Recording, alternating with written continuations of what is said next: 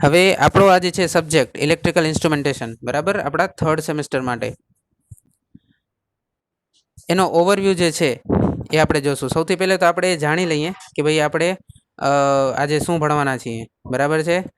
હવે આજે આપણે જે ભણવાના છીએ એ છે ઇલેક્ટ્રિકલ ઇન્સ્ટ્રુમેન્ટેશન, આપણો 3rd સેમેસ્ટરનો જે છે સબ્જેક્ટ છે. પહેલું યુનિટ આપણે ભણવાના છીએ એ છે fundamental of measurement and instrumentation. એટલે કે મેઝરમેન્ટ એટલે શું અને ઇન્સ્ટ્રુમેન્ટ એટલે શું, બેમાં ફરક શું છે, મેઝરમેન્ટ અને ઇન્સ્ટ્રુમેન્ટ બેમાં ફરક શું, બરાબર, આ બે આપણે સમજવાના છીએ. ચાલો ત્યારે તો આગળ વધશું.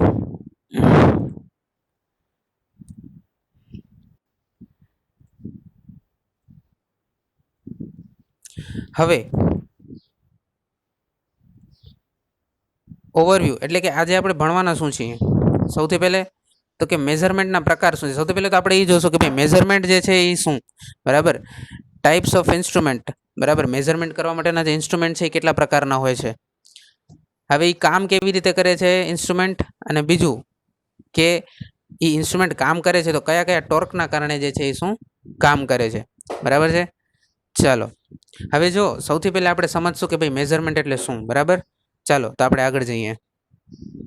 ઓકે, તો મેઝરમેન્ટ જે છે એ શું છે ખરેખર. જો તમારી સામે પીપીટી જે છે ઇંગ્લિશમાં છે, બરાબર છે, પણ તમે જે છે એ હું તમને ગુજરાતીમાં સમજાવું છું, બરાબર. એટલે તમે માત્ર મારા ઓડિયો પર ધ્યાન આપજો. તમે પીપીટી પણ જોતા રહેજો એટલે તમને ખ્યાલ આવે કે કયા શબ્દનો અર્થ શું થાય, બરાબર છે. તો ટાઈપ્સ ઓફ મેઝરમેન્ટ, બરાબર. એની અંદર વોટ ઇઝ મેઝરમેન્ટ, મેઝરમેન્ટ એટલે શું, બરાબર છે. મેઝરમેન્ટ એટલે શું, તો મેઝરમેન્ટ એટલે શું, તો કે comparison of unknown quantity with non quantity, બરાબર. એટલે શું, તો કે સમજી લો કે ભાઈ એટલે મને આ છોકરો છે, બરાબર, એની હાઈટ મારે માપવી છે, બરાબર. આ છોકરો છે એની હાઈટ મારે માપવી છે. હવે આ ત્રણ છોકરાઓ છે એમ કે છે કે ભાઈ સૌથી ઊંચો જે છે હું છું, આ કે છે હું સૌથી ઊંચો હું છું, આ કે છે સૌથી ઊંચો હું છું, આ છે કે આ લીલા શર્ટ વાળો કે છે સૌથી ઊંચો તો ભાઈ હું છું એમ. હવે શું આપણે ત્રણેય જણાની હાઈટ ખબર છે? નથી ખબર. એટલે કે ત્રણેય જણા આ જે છે એની હાઈટ જે છે એ શું છે, અનનોન છે, બરાબર. આપણા માટે શું છે, ત્રણેય જણાની હાઈટ અનનોન છે, કે ભાઈ મને ખબર જ નથી કે આ ત્રણેય જણા જે છે એની હાઈટ શું છે. એટલે તો એ લોકો ઝઘડે છે કે ભાઈ હું મોટો, બરાબર છે, મારી હાઈટ વધારે એમ કે છે. તો હવે શું કરશું આપણે એની હાઈટ માપવા માટે, તો કે એક નોન અને એક્યુરેટ જે ક્વોન્ટિટી હશે, નોન અને એક્યુરેટ જે છે વસ્તુ છે એની સાથે આપણે એ લોકોને કમ્પેર કરશું. હવે નોન અને એક્યુરેટ કોણ છે?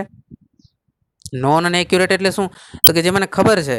શું મને ખબર છે, તો કે ભાઈ આ જે ફૂટપટ્ટી જે છે, બરાબર, અથવા તો આપણે જે મીટર ટેપ જેને કહીએ, બરાબર, મીટર ટેપ. આ મીટર ટેપ જે છે એની અંદર એની ઉપર જે આપણે અંકિત કરેલા છે, દરેકે દરેક 1 સેન્ટીમીટર, 2 સેન્ટીમીટર, 3 સેન્ટીમીટર એ અંકિત કરેલું છે. આપણને ખબર છે કે હું 30 સેન્ટીમીટરની ફૂટપટ્ટી લઈશ, બરાબર, તો એનું 30 સેન્ટીમીટર જ માપ હશે, બરાબર છે. અથવા તો હું મીટર ટેપ લઈશ, બરાબર, તો મીટર ટેપની મદદથી હું જે પણ માપીશ, બરાબર, તો એ 1 મીટરનું હશે, બરાબર. તો એ આપણને ખબર છે.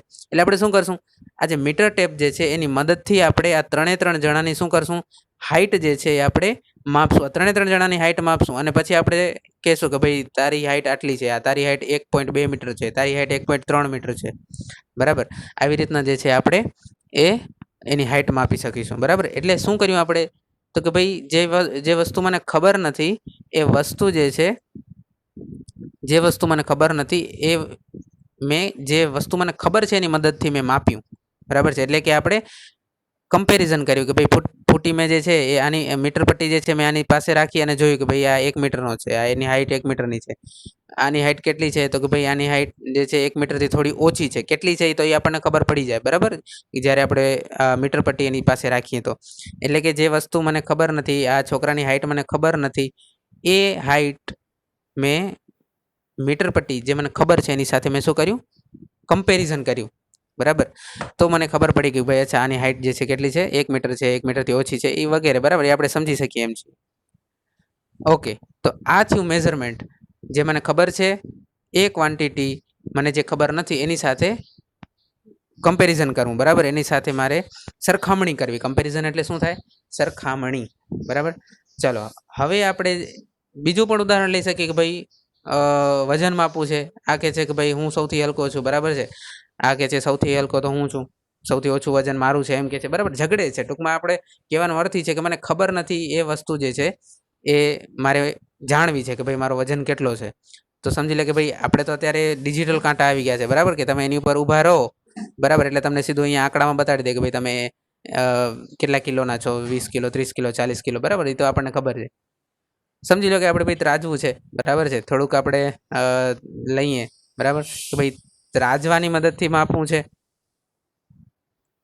બરાબર.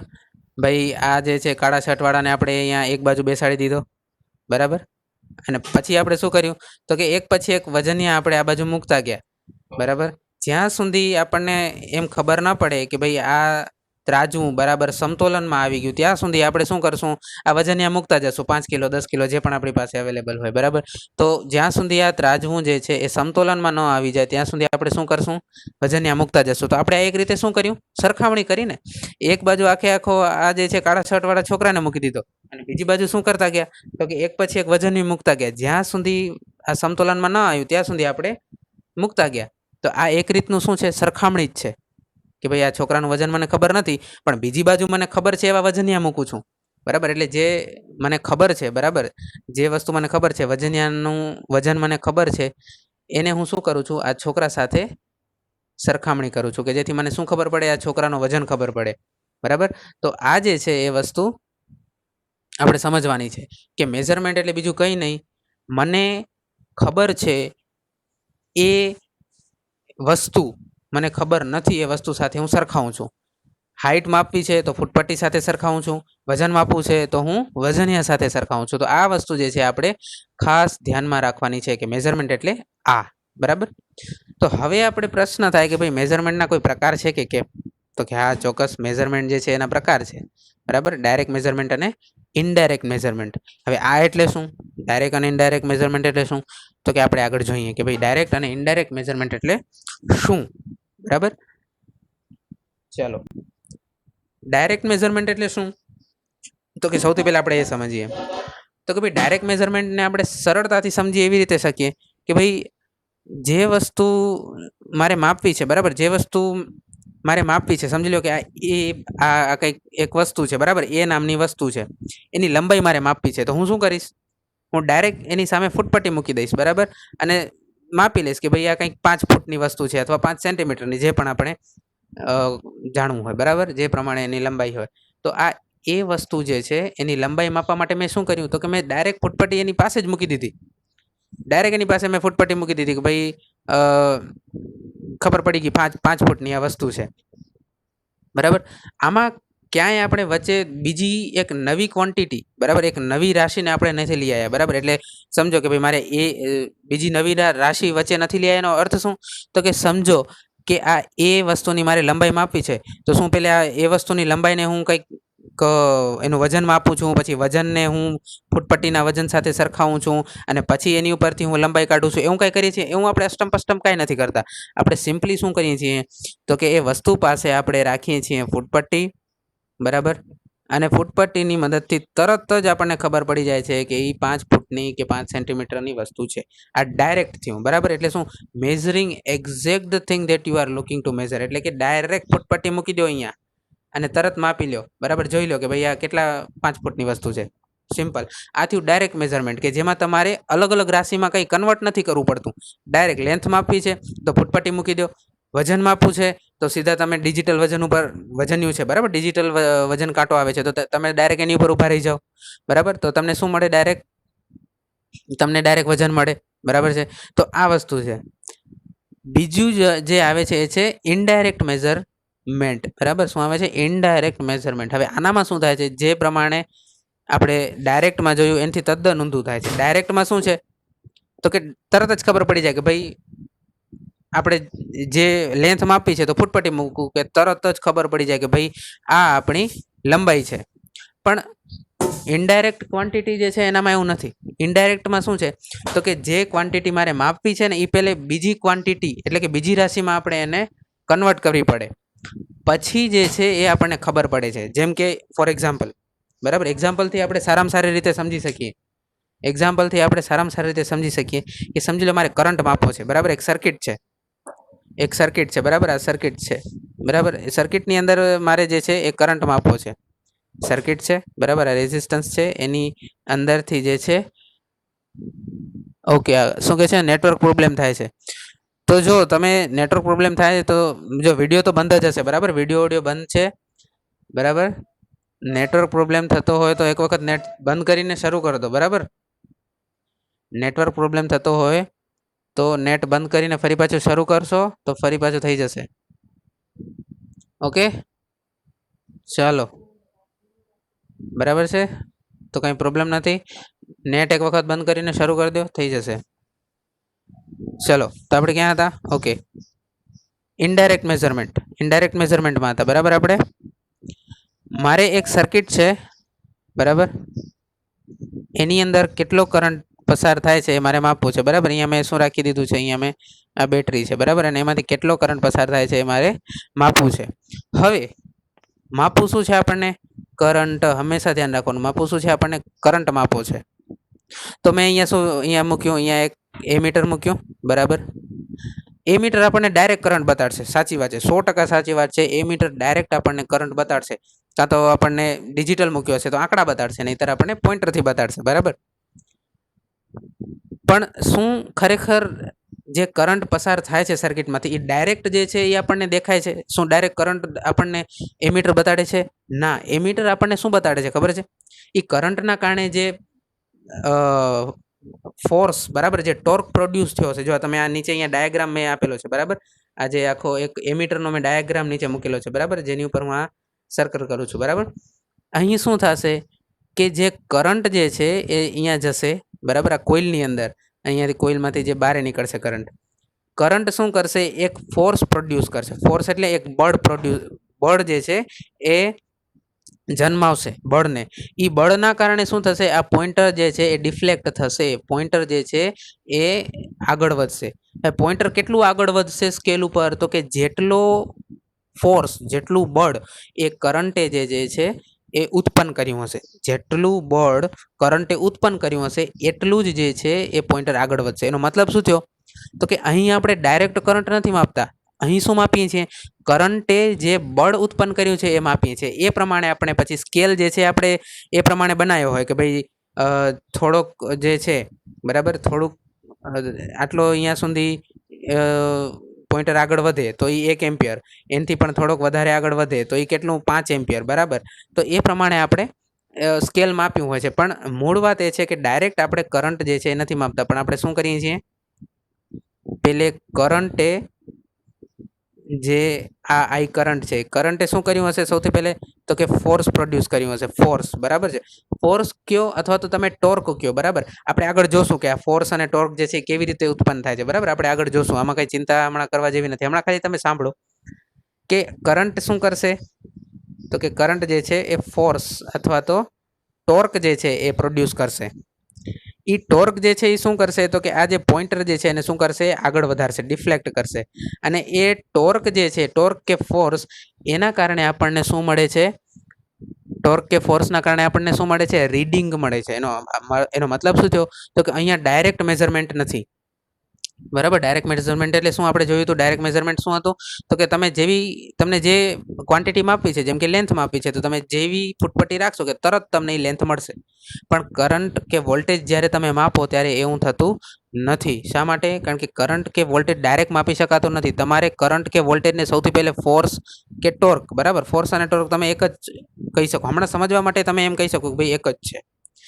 તો ફોર્સ અને ટોર્કમાં સૌથી પહેલે કરંટ કે વોલ્ટેજ જે છે કન્વર્ટ થાય છે બરાબર. અને પછી બરાબર છે, અને પછી શું થાય છે? તો કે એ ફોર્સ અને ટોર્કના કારણે આપણને જે રીડિંગ મળે છે એ સ્કેલ ઉપર મળે છે બરાબર છે. તો આ શું થયું? આ થયું ઇનડાયરેક્ટ મેઝરમેન્ટ, કે કરંટ સૌથી પહેલે શેમાં કન્વર્ટ થાય છે? ફોર્સમાં. અને ફોર્સ જે છે આપણને શું આપે છે? ડિફ્લેક્શન આપે છે. તો અહીંયા જે છે એ ઇનડાયરેક્ટ મેઝરમેન્ટ થયું, કે કરંટ જે છે ટોર્કમાં કન્વર્ટ થાય છે અને પછી આપણને આગળ મળે છે બરાબર છે, રીડિંગ મળે છે બરાબર છે. તો આ એનું ઉદાહરણ છે કે ભાઈ તમે ક્લોથ બરાબર, કાપડ હોય બરાબર, આપણે કાપડ ખરીદવા જઈએ તો કાપડ છે, તો કાપડ કેનાથી માપે કે વેપારી? તો કે ટેપની મદદથી, મેઝરિંગ ટેપ હોય એની પાસે, એટલે સીધું કાપડની પાસે મેઝરિંગ ટેપ મૂકી દે એટલે ડાયરેક્ટ તમને ખબર પડી જાય કે ભાઈ આ તો શું છે? આપણી આટલા મીટરનું આ કાપડ છે. દિવાલ છે, બરાબર છે, કોઈ પણ વસ્તુ, પેન્સિલ, કાંઈ પણ, બરાબર, એને તમે ડાયરેક્ટ માપી શકો છો, ડાયરેક્ટ, બરાબર. અહીંયા મહત્વની વસ્તુ છે એ છે ડાયરેક્ટ તમે માપી શકો છો, બરાબર, સીધી મેઝરિંગ ટેપ કાં તો સ્કેલનો ઉપયોગ કરીને. પણ કરંટ જે છે એ તમે એમીટરમાં જ્યારે માપો છો ત્યારે જો અહીંયા લખેલું છે કે કરંટ સૌથી પહેલાં કેમાં કન્વર્ટ થાય છે? ટોર્કની અંદર. આ ડિફ્લેક્ટિંગ ટોર્ક શું છે એ આપણે આગળ જોશું.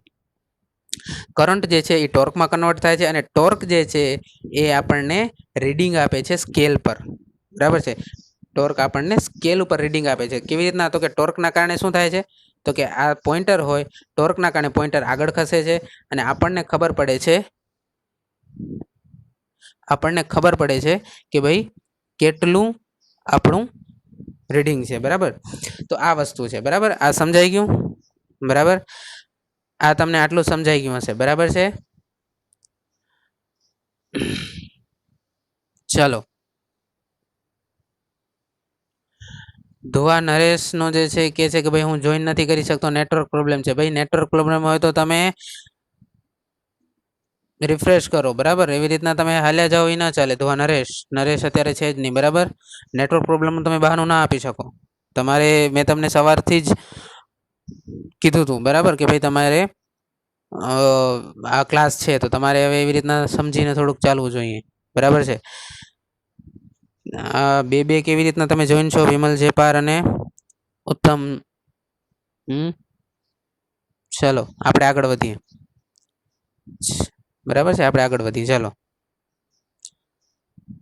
3 કેવી રીતના કનેક્ટ છે ભાઈ? ઉત્તમ છાબડિયા. 3 અને 2 વિમલ જેપાર 2 બતાડે છે, ઉત્તમ છાબડિયા 3. ચલો, આપણે તો ભણવાથી મતલબ છે. ચાલો આગળ વધીએ. ચાલો, તો આ હતું ડાયરેક્ટ અને ઇનડાયરેક્ટ મેઝરમેન્ટ. ડાયરેક્ટમાં તમને સીધું ખબર પડી જાય. ઇનડાયરેક્ટની અંદર તમારે એક ક્વોન્ટિટીમાંથી બીજી ક્વોન્ટિટીમાં તમારે જે છે શું કરવું પડે? કન્વર્ટ કરવું પડે. કરંટ ટોર્કમાં કન્વર્ટ થાય, ટોર્ક પછી તમને ડિફ્લેક્શનના સ્વરૂપે તમને રીડિંગ આપે. ચાલો, તો આ જે હતું આપણે અહીંયા સુધી જોયું, બરાબર. અહીંયા સુધી જે જોયું એ શું છે? અહીંયા સુધી જે જોયું એ હતું આપણું મેઝરમેન્ટ એટલે શું અને મેઝરમેન્ટના પ્રકારો કેટલા છે, બરાબર. તો આ જે છે આપણો